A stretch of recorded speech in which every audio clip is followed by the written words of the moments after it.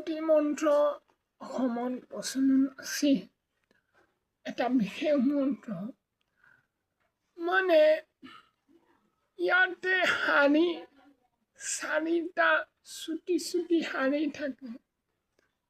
বিভিন্ন ক্ষেত্ৰত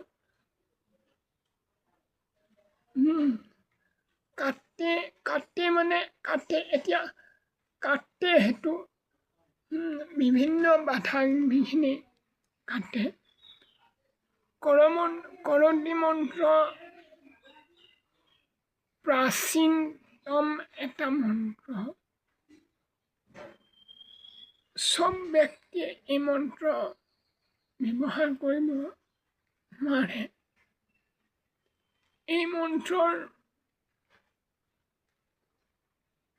বিভিন্ন হ'ব পাৰে, বায়ু বান কাটে, এনেকুৱা মানে কিছুমান মন্ত্ৰ আছে।